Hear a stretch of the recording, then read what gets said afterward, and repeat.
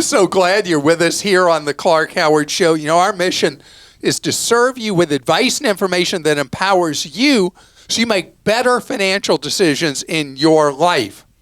In today's show, we're coming up on Valentine's Day, and I was early on this when Valentine's Day stuff went out on the shelves at Dollar Tree the first week of January. I already got all the stuff for Lane for Valentine's Day. So it cost me $4. What was it? I think it was $4.75 or something for the stuff that I got her for Valentine's Day. Christy, you're looking at me like you could kill me. I know. I'm just like, eyes what? Are looking at me. What did you get her? That's too much. I'm not going to say, because what if somebody tells her, then there's no surprise. Okay. Okay, so here's the funniest thing about me. I'm sorry, I'm diverting from what we're going to talk about. Okay, you can say it and just tell people not to tell her, and they won't. No. Okay, you got to hear this. So when I see something that's a deal, whatever it is that I know she'd like for her birthday or whatever, anniversary. So I'll see a deal, I buy something, and then I hide it. But what's terrible, I'm so flaky. Oh, gosh, you forget? No, I don't forget that I bought stuff. I don't remember where I put it. Yeah. Uh-huh. Oh, pitiful. Wow. Oh, well. So I have stored in my memory exactly where I had the 4 items I got her from $4 $1.25 for $4? Tree. Oh, you got them all from the Dollar Tree. Wow. I spent too much. But anyway, so we got Valentine's Day coming up. And you think about the romantic things it would be cool to do. But there's something not romantic that undermines relationships and marriages more than any other thing. I'm going to talk about that right ahead. And also, I had a podcast question 3 weeks ago, somebody wanting to know how long to hold on to documents, what documents to hold on to. And I promised at that time that I would get around to doing that. And so we're going to do that the second part of this podcast. All right. So what is it that we do that completely undermines a marriage, a relationship? It's how we handle money as a couple. And, you know, the things that go on where people will get into these ugly arguments about money and can undermine a marriage. You know what else does it? Or a relationship? Lying about money. Hiding money. Not talking about things is so important. Because you don't want to wait till you've built up resentment, anger, arguments. It starts with conversations and not when there's a crisis. I think about over the years how many relationships disintegrate because of issues about money in that relationship. I think about I did these series of specials on cable television, working with couples, doing interventions with couples who were crumbling as a couple because of spending problems or debt. And what was so clear in talking to these couples was they were silent from each other about what their goals were. What was going on in their head. They weren't having low voltage, not when they were angry, conversations about where they were trying to go in their life and where they hoped they went together in their lives financially. So here's what I ask you. You know, do the romantic things for Valentine's Day. Be romantic all year long.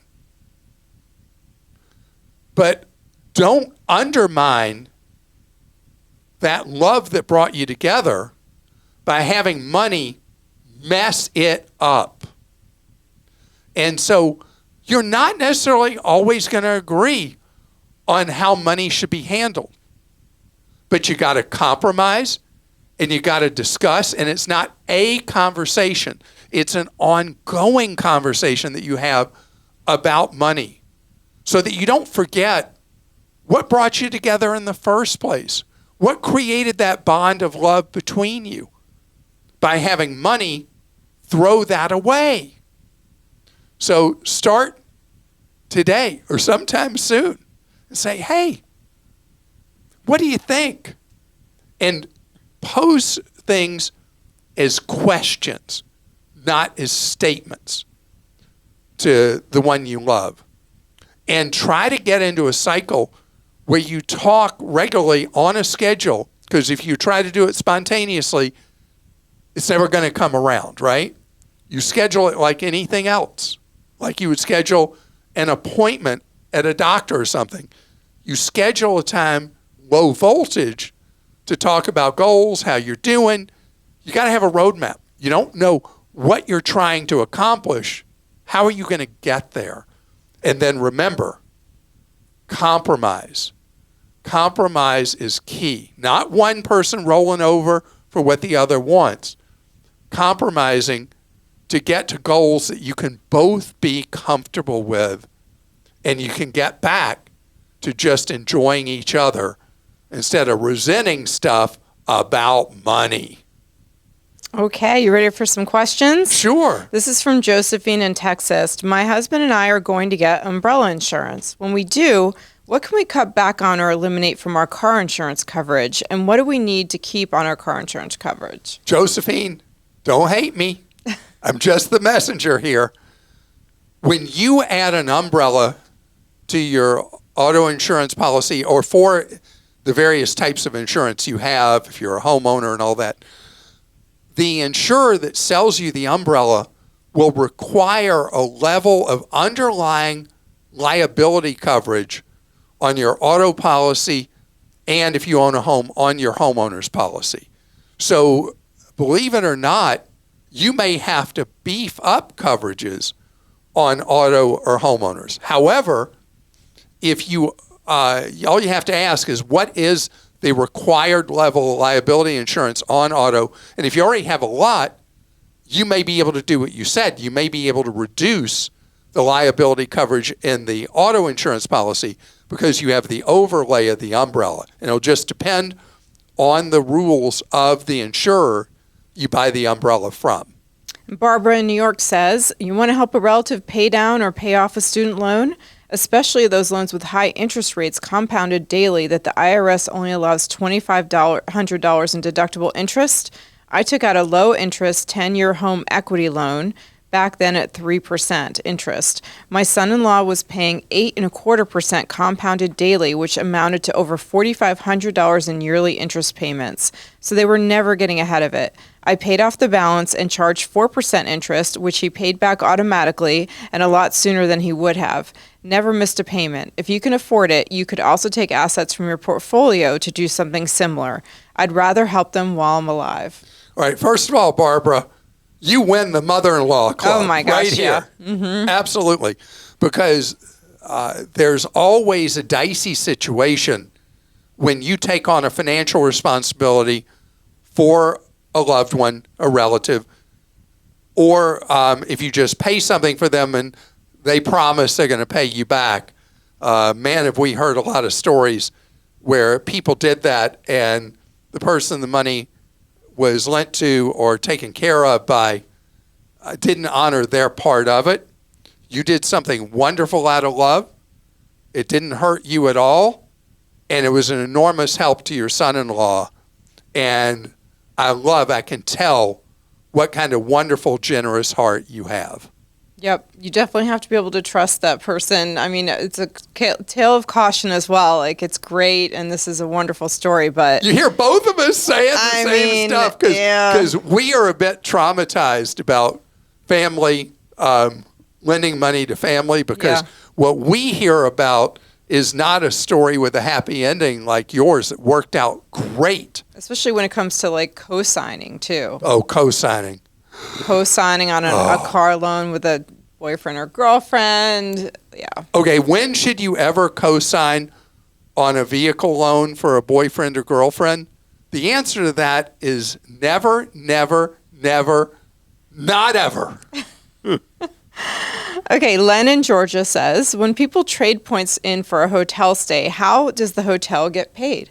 Okay, this is fascinating, and it's not exactly uniform across the industry, but is a general vibe about how it works. Have you ever noticed, like, if you abuse yourself and you collect points in the Marriott Bonvoy program, and you see that your points are worth like a fraction of a penny, it seems, and you notice that the rates are completely variable on points. And then they'll have like Saver Awards on Bonvoy, and it works similarly on Hilton. Hyatt is every frequent traveler's friend for a hotel program because their redemptions for stays are so wonderfully good in terms of points that you have to use for a stay. But normally in the hotel business, you see those variable point totals.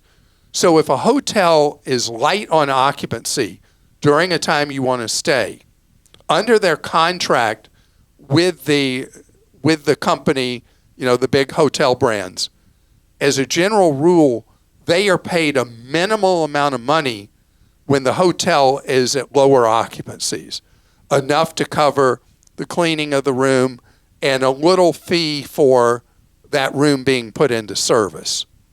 On the other hand, if occupancies go above certain thresholds, that's why you see the point totals required to pay for a night go up so much, because then the hotel brand is paying the hotel the amount of money that they would have earned from somebody essentially who was paying dollars for that room. So at one end during, let's say you're in an area of very low time for that hotel or that area, occupancy is very low, you're having to redeem very few points because the hotel is getting a really bad pay reimbursement for it. Again, when a hotel is really busy, you got to use a lot more points because the hotel is getting money substituting from the hotel brand what they would have gotten from you walking up and putting down your credit card to pay for that night. Coming up ahead, let's talk about stuff you got. Paperwork, contracts. What do you keep? What do you ditch? And for how long do you keep it? And here's another thing. How should you keep those records? So there are people who are unbelievably detailed about keeping records and end up with those transfer cases, box after box after box over the years, storing records that long ago they just don't need. And then there are other people who can't find anything because they don't keep anything or they don't file it. So what I try to do when I answer the question that was posed to me a few weeks ago that I'm now answering is I try to hit a middle course where it's not too much burden for you to keep stuff and you don't end up with too much stuff you're keeping, but you keep things that are important. I want to start with cars. I never even used to talk about keeping records for cars. But today, it's become more important because the average age of vehicles is much older. And you could have warranty issues. You could have a variety of things that mean that keeping detailed records become more important, especially with the problems we've heard with some automakers that if you can't produce records of having done maintenance in the cycles recommended, they try to claim your warranty on the vehicle is no longer valid. And you could be hit with a big cost of a repair for something. So keeping records on a vehicle is all about your ownership cycle. When you don't own one anymore, you're fine. But when you own it, you want to absolutely keep records. Let's say you do some of the maintenance on your vehicle yourself. There are a lot of people that like doing that. And you go to the auto parts store to buy stuff. You need to file that away. So if they say, well, you missed an oil change at so-and-so point, or you didn't do this or that, so we're not covering you under warranty. You want to keep those records. If you are someone who traditionally by rote, you go to have your maintenance done at the franchise dealer for that brand, then they will have the digital records of what's been done and that things have been done when they're supposed to be. You want to keep solid records of payments if you have a loan, that you've made your payments. And those can be done a number of different ways, electronically, whatever. The problem here is loans are sold. And vehicle loans are not sold nearly as often as mortgages. But you want to keep good records so if your loan's sold, you know what the balance was supposed to be. And knowing the transfer of servicing for that auto loan, they could suddenly make phantoms of some of your payments that happened through the transaction cycle of servicing going from one lender to another. So you want to keep those good records. And when you've paid off your loan, you want to have something you print out. I know that's weird. A lot of people don't have printers. Or that you do a PDF that you store that shows that you have completed your payments on that vehicle. Insurance policies of any kind, you keep them as long as those policies are active. Really simple. When you, let's say you move from one auto insurer to another, you can dump the records from the old auto insurer. You move from one homeowner's insurer to another. You can dump the old records, but the current ones you want to have. You need to know what your coverages are, all those things. Your mortgage, this is one where they're sold a lot. Gosh, I remember we had somebody pose a question to us who said that their mortgage loan servicing had been sold 5 times. 5 times. And let me tell you, when those mortgages move around, they lose track of the balance.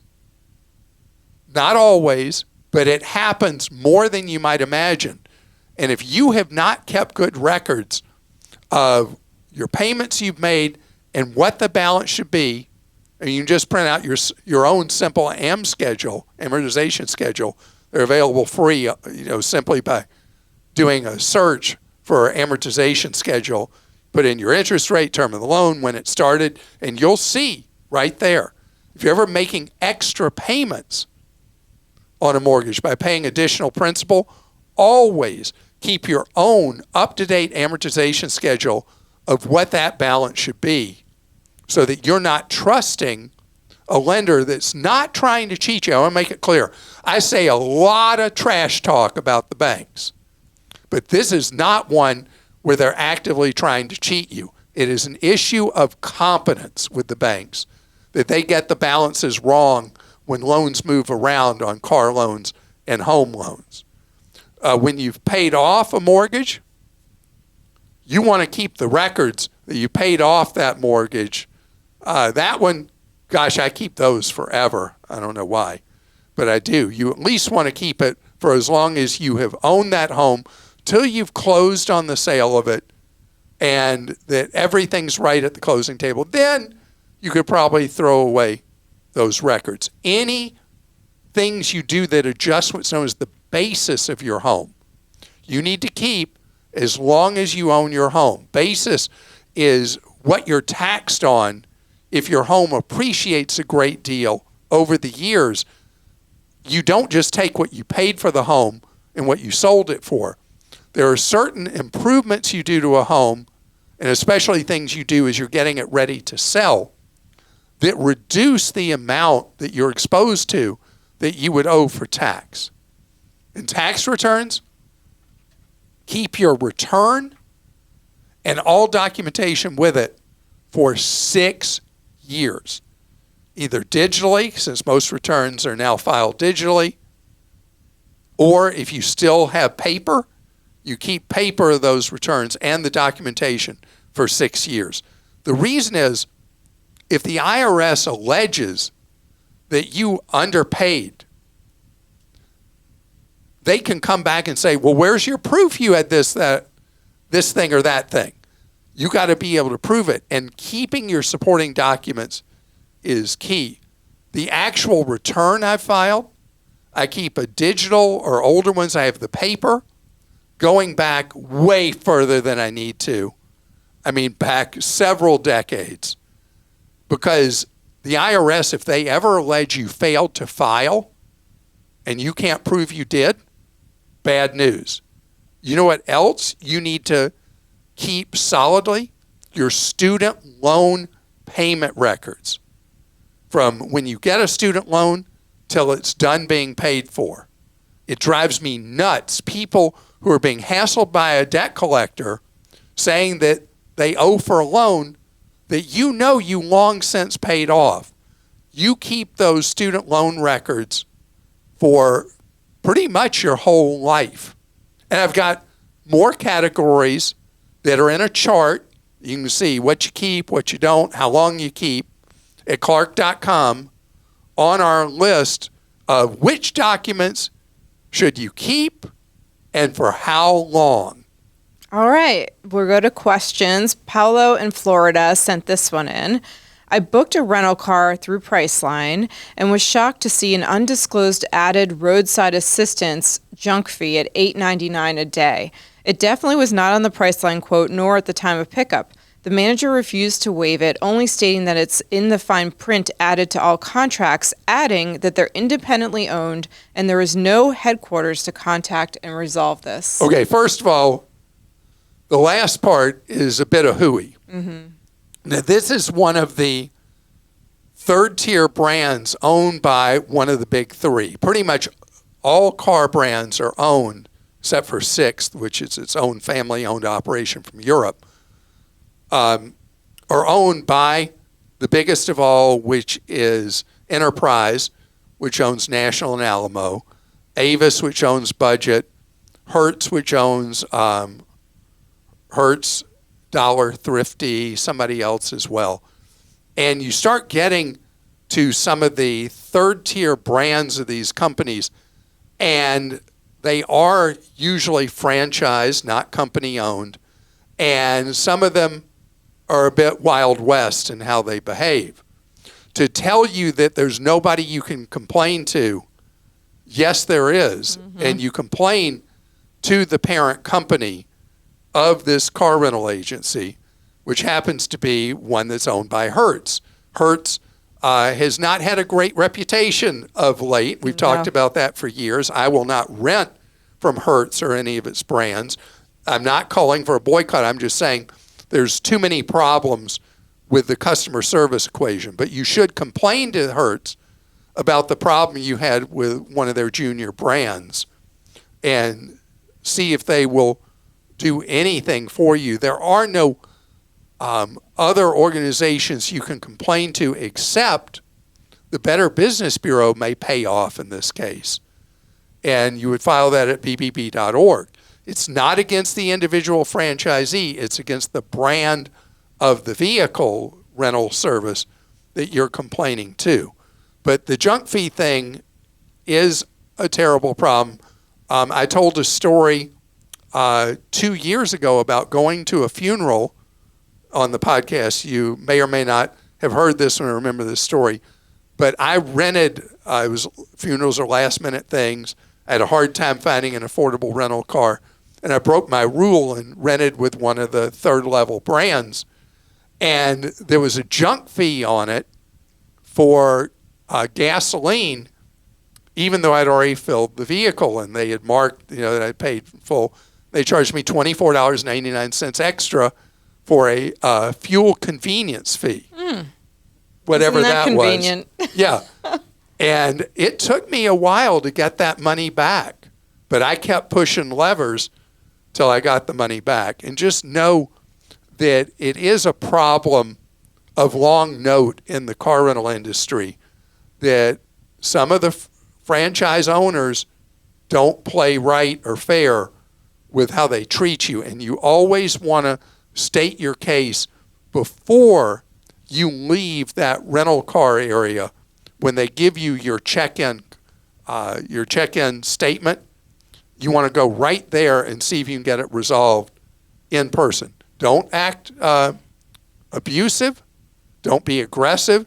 The person you're talking to, that frontline worker, it's not their fault that the owner of that franchise is dishonest and unethical.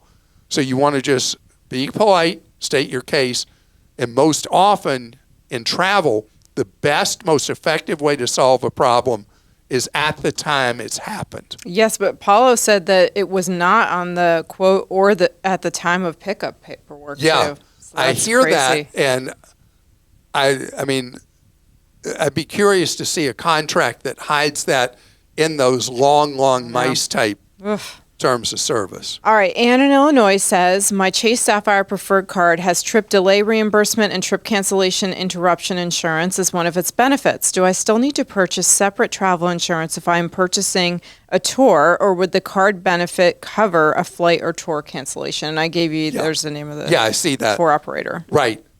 So in terms of using credit card trip cancellation, trip interruption insurance, you need to read the dollar limits.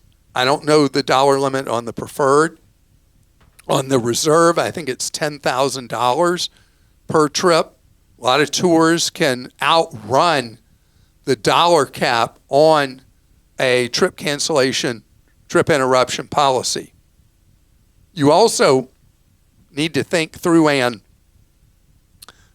you sign into the Chase portal, you look at the rules for the trip cancellation, trip interruption insurance.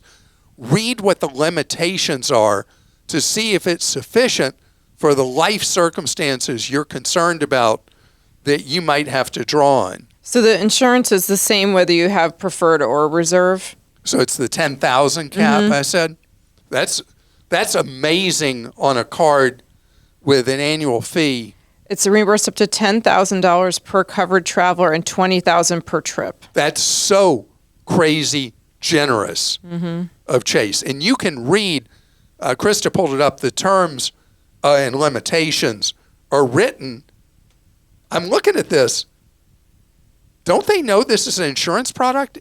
I mean, it seems understandable in human English. Wow, that's such a shock. But anyway, we've talked about before, for people who don't travel like maniacs, but you want to have a lot of the travel benefits, the Chase Sapphire Preferred, which is an annual fee of $95 or $99, whatever, is the best deal in the marketplace on a companion card for travel for someone who doesn't want to pay all those huge annual fees for the big reward cards kind of thing. The Sapphire Preferred is the best, I'd say, for a modest traveler. Mike in Florida says, when I rent cars through Costco Travel, they offer insurance through a company. It is usually around $5 a day, which is always much cheaper than what the agent at the rental car company will offer. Do you know anything about this insurer? I always get the insurance after hearing the horror stories on your podcast. So this is obviously a good deal because you buy the coverages from the car rental agency, and it'll usually be $30 to $50 a day. And it costs them, I saw an analysis that for the insurers, the car rental companies, the cost is actually less than $1 a day for them, what they charge you, the huge markups.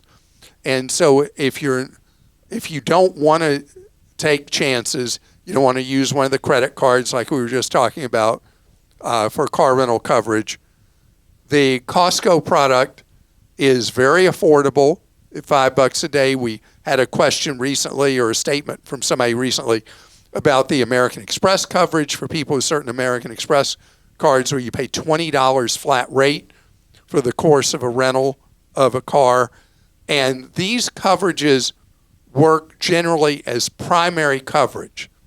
And I've never had a complaint or a question before right now about the auto coverage available through Costco Travel. And Mike, what I want you to do is I want you to make sure that the coverage is primary coverage and not secondary. The distinction that's so significant, you always want the coverage to feel comfortable to be primary because it means you don't have to involve your own auto insurer in a coordinated claim that gets really messy with your own insurer, the insurance product you have or from a credit card, and then the car rental agency.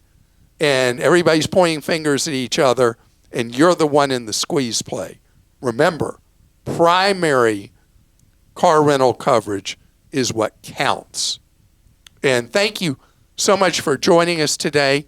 I hope you enjoyed today's show, learned something that's helpful to you in your life today. Yes, I just Kristen? learned something. It's not primary generally, unless you're outside the U.S. It's secondary coverage. So reserve is primary. No, this is the Costco. Oh, the Costco Yeah. secondary. Yeah. So that answers the question. That was quick, Krista. I'm not quick I enough. mean, you talked about customer service. I was saying, hey, you need to go check to see if it's primary or secondary. Yeah. If it's secondary, not worth the money. It's not good enough. And $5 a day for secondary is not a Costco kind of price, in my opinion. So that would not be enough for you to feel comfortable and satisfied with. So thank you for turning that. How did you do that so quickly? I type pretty fast. Wow.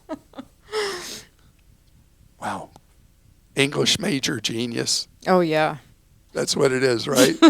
Definitely. All right. Well, again, thank you so much for being with us. And I love that we gave that kind of service right away. And know that we serve you so many different ways every day. And I enjoy so much having the opportunity to share with you and learn with you. And Friday is when I get to learn again, because we'll have our next Clark Stinks, where we get to find out when I was thick in the head, just plain dumb, whatever. We learn from each other all together. None of us in life have all the answers.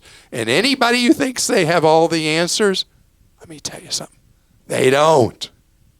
But I'll tell you what we're devoted to is you, and you being empowered with knowledge so you can save more, spend less, and avoid being ripped off. Or as someone said in a post, why don't you say anymore, never, never, never, not ever get ripped off? See, there you have it. I did it.